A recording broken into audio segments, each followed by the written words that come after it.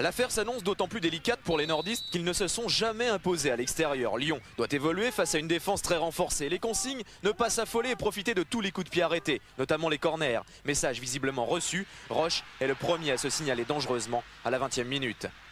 Pas d'affolement, pas toujours de grande clarté, c'est pas bien grave. Lyon se montre de plus en plus précis. Roy se heurte cette fois-ci à Nadon, 2 minutes après la tête de Roche.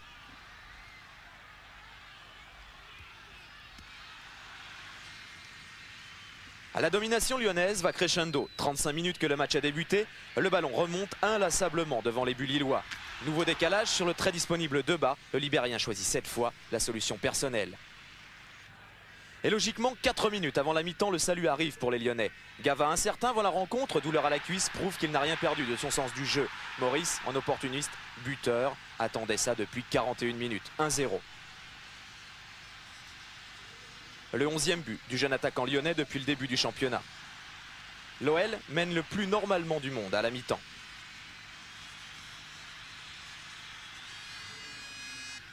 En deuxième période, rien ne change. Lyon repart avec les mêmes intentions. La seule différence, c'est que Lille doit plus se découvrir. La sanction arrive rapidement. 6 minutes de jeu en deuxième période. Sassus trouve Maurice. Voilà le travail.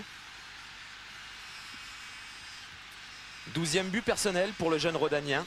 L'OL s'en donne à cœur joie. Derrière cette petite tête blonde bien rieuse.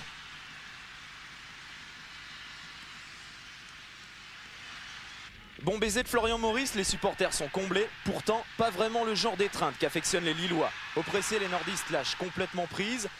Maurice est insaisissable. L'OL mène 3-0. 3 buts consécutifs de son buteur maison, ça s'appelle un coup du chapeau. C'est le premier de sa carrière. Et avec Florian Maurice, c'est toute l'équipe qui s'enflamme. Appréciez le mouvement. Debat, Gava, Debat.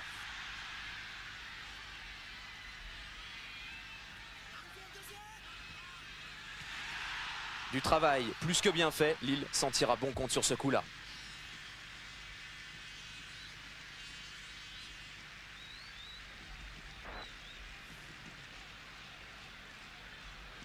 Euphorique, les Lyonnais en oublient un petit peu la rigueur défensive. Assadourian peut faire apprécier sa vitesse de course.